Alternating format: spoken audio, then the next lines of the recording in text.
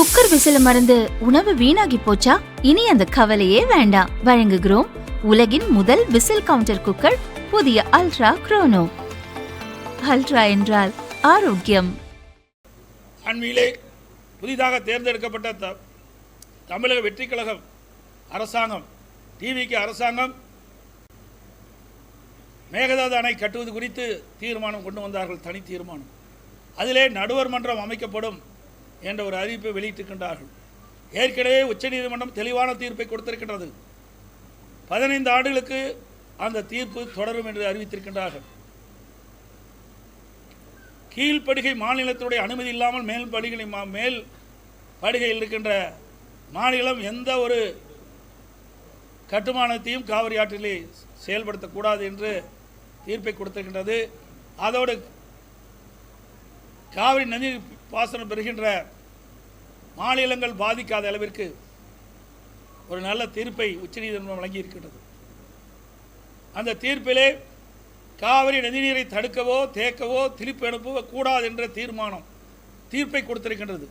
அப்படி இருக்கின்ற பொழுது நடுவர் மன்றம் தேவையற்றது. ஒரு குழப்பத்தை ஏற்படுகின்ற விதமாக புதிய அரசாங்கம் இதை அறிவித்திருக்கின்றது. விவசாயிடத்திலே மிக கொந்தளிப்பை ஏற்படுத்தியிருக்கின்றது. குறிப்பாக டெல்டா மாவட்ட விவசாயிகளிடத்திலே மிகப்பெரிய அச்சம் ஏற்பட்டிருக்கிறது. இன்றைக்கு ஊடகத்தின் வாயிலாக பார்த்தேன், தமிழகத்தில் இருக்கின்ற முக்கிய விவசாய சங்க தலைவர்கள் நடுவர் மன்றத்தை பற்றி குறிப்பிட்டு பேசியிருக்கின்றார்கள். நடுவர் மன்றம் தேவையற்றது என்று. நானும் சட்டமன்றத்திலே இதை வலியுறுத்தி பேசியிருக்கின்றேன். என்னை போல கம்யூனிஸ்ட் கட்சிகளும் மற்ற கட்சிகளும் இந்த நடுவர் மன்றம் தேவையற்றது என்று சட்டமன்றத்தில் வலியுறுத்தியிருக்கிறார் என்பதை இந்த நேரத்தில் தெரிவிக்க விரும்புகின்றேன். அதோடு அண்மையில் 10ஆம் தேதி கரூருக்கு தமிழக வெற்றி கட்சியுடைய தலைவரும் தமிழகத்துடைய முதலமைச்சருமான திரு விஜய் அவர்கள் பேசுகின்ற பொழுது ஒரு கருத்தை சொல்லியிருக்கின்றார்.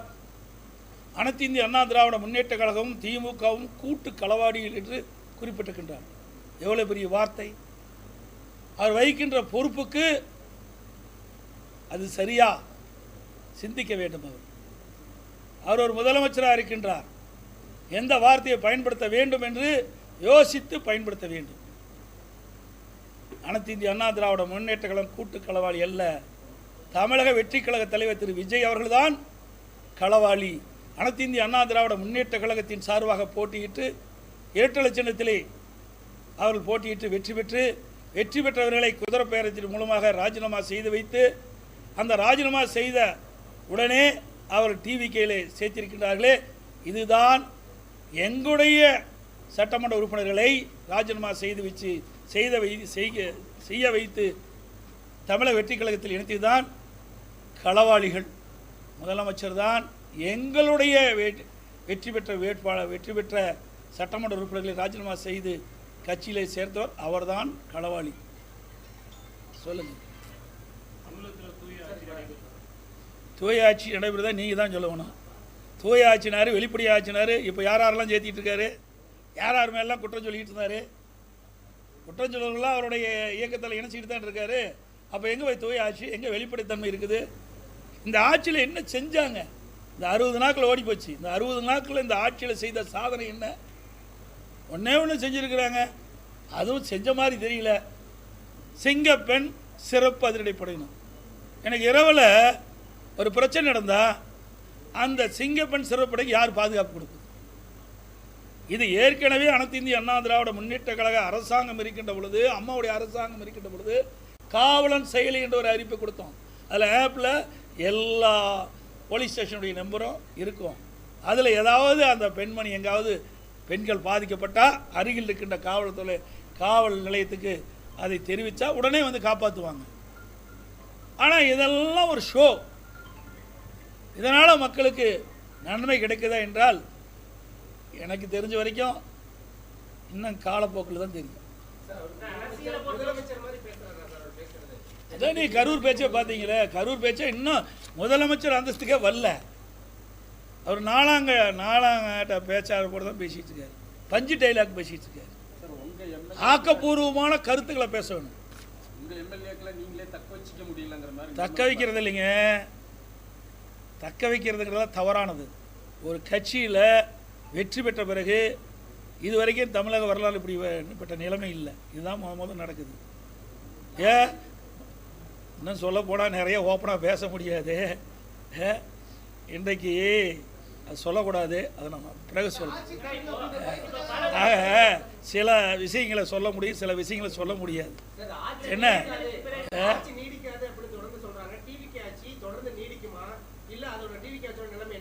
அதான் நான் ஏற்கனவே சொன்னேன். இப்போ ஸ்டாண்ட் இருக்குது, அந்த 3 ஸ்டாண்டு 3 காலும் சரியாக இருந்தால் தான் அந்த ஸ்டாண்டு நின்று நீங்கள் வந்து தொலைக்காட்சி சரியாக இயக்க முடியும். இப்போ அவருக்கு இருக்குது 2 கால் தான் இருக்குது. ஒரு கால் இரவல் கால், அது இடர்ச்சின்னு வச்சுக்க. எப்படி இந்த நம்முடைய கேமரா சாஞ்சிருமோ அது மாதிரி இந்த ஆட்சி சாஞ்சி போயிடும். அந்த கூட்டணி கட்சியில் அங்கம் வைக்கின்ற தலைவர்களை அனுசரிக்க வரைக்கும் இந்த கட்சி நிலைக்கும். இன்றைக்கு அந்த கூட்டணியில் அங்கம் வைக்கின்ற கட்சி தலைவர்களாக நாளுக்கு ஒரு செய்தி சொல்லிட்டு இருக்கிறாங்க. நீங்கள் எல்லாம் பத்திரிகையில் ஊடகத்தில் வருகின்ற செய்தித்தான் நான் சொல்கிறேன். தினந்தோறும் ஒரு செய்தி சொல்லிகிட்டே இருக்கிறாங்க. ஒரு கட்சி தலைவர் என்னங்கிறாரு, நாங்கள் மேதகு ஆளுநர் ஆட்சி வரக்கூடாது என்பதற்காக ஆதரவு கொடுக்குறோம், ஆனால் திமுக கூட்டணியில் அங்கம் வைக்கங்கிறார். அடுத்த நாள் வேறு மாதிரி ஒரு கருத்து சொல்கிறார். இப்படி முரண்பட்ட கருத்து சொல்லுகின்ற கட்சியை நம்பித்தான் ஒரு ஆட்சி செஞ்சுட்டு இருக்காரு. இவர் பெரும்பான்மையோட ஆட்சி இல்லை, அவர் 108 இடத்துல ஜெயிச்சிருக்கார். மீதியெல்லாம் மற்ற கட்சி வெற்றி பெற்று அதிலிருந்து சட்டமன்ற உறுப்பினர் இரவல் வாங்கி தான் ஒரு ஆட்சி நடத்துகிறார். தேர்தலுக்கு முந்தைய என்ன சொன்னார், திராவிட கட்சியினுடைய சரியில்லை, 2 திராவிட கட்சியும் சரியில்லை. இப்போ ஒரு திராவிட கட்சியில் பல கூட்டணிகள் அங்கம் வச்சு அதில் வெற்றி பெற்று அதில் வந்தவர் தான் அந்த ஆட்சி அமைப்பதற்கு உறுதுணையாக இருக்கிறாங்க. அப்புறம் தேர்தல் ஒரு பேச்சு, தேர்தல் முடிஞ்ச ஒரு பேச்சா, இரட்டை வேணுமா?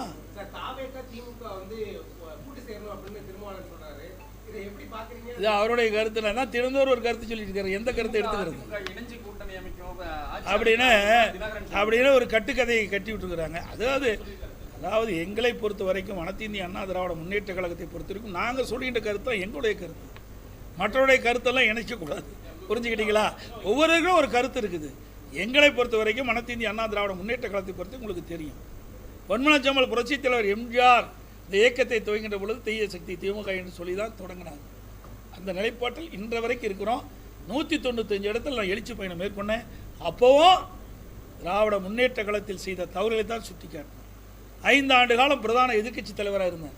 அப்பொழுது சட்டமன்றத்தில் பேசுகின்ற பொழுதும் அந்த கருத்தின் அடிப்படையில் தான் திராவிட முன்னேற்ற கழகம் செய்த தவறுகள், அதை சுட்டி காட்டி தான் நாங்கள் பேசினோம். இன்றைக்கும் அந்த நிலை தான்.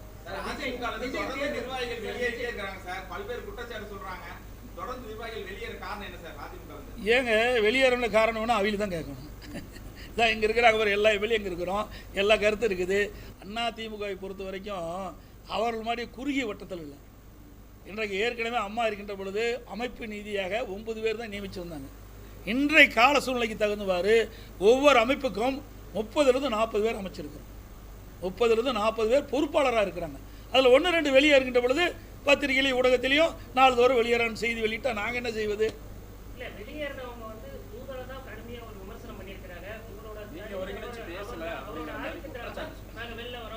அப்புறம் அது வரைக்கும் ஜெயிக்க வரைக்கும் ஆதிக்கம் இல்லையா?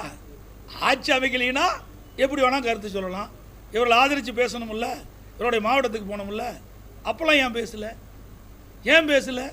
அவருடைய என்ன பேராசை. இன்றைக்கு வேறு இடத்துக்கு போனால் மந்திரி பதவி கிடைக்கணும் ஆசைப்பட்டாங்க.